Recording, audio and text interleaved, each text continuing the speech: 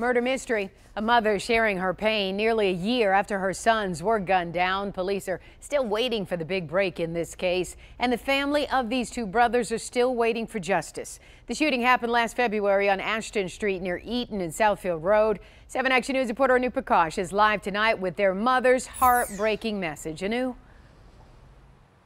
Yeah, Carolyn, that mother was there when two of her sons were murdered. And since this all happened almost a year ago, she hasn't been able to go back and stay at that house. It's just been way too painful and traumatizing. So for almost a year now, she's been living in a hotel waiting for justice. A mother's grief simply unbearable. And the pain is never going to go away. I don't want Merry Christmas. I don't want Happy New Year. I don't want any of that. I don't even want people to ask me how I am, because it's never going to be okay. There's nothing that's going to make it okay. The pain just as fresh as it was almost 1 year ago when two of Bonnie Jo Gottschall's sons were murdered at the family home in Detroit's Rosedale Park neighborhood. What was the point?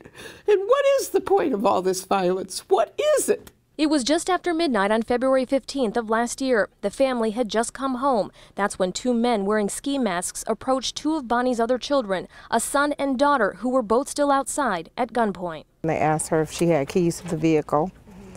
She said she did not have the keys. The keys were in the house.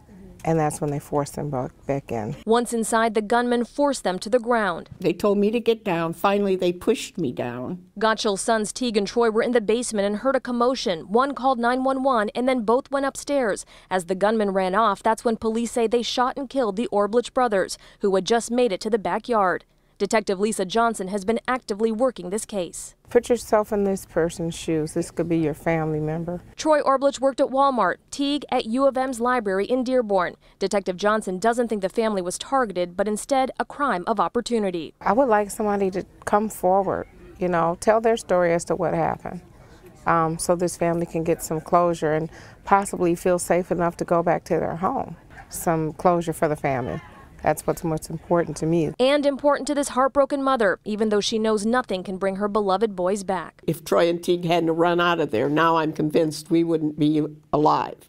So basically, I feel Troy and Teague saved our lives. They were heroes. And that's what they got for it. Just so heart-wrenching to sit down and talk with this grief-stricken mother. Of course, our thoughts and prayers with her and the rest of the family so devastated by this loss. Again, police in Detroit still working on this case. They've been working on every lead, but they really need the public to step up. There is a reward, a $2,500 reward being offered for information leading to arrests in this case. If you know anything at all, please call Detroit Police or Crime Stoppers, 1-800-SPEAK-UP. You can remain anonymous. Live in Detroit tonight, Anu Prakash, 7 Action News. Wouldn't that help that mother get some peace? Her pain may never go away, but at least some peace if she can find the killers. Thank you so much, Anu, for the live report.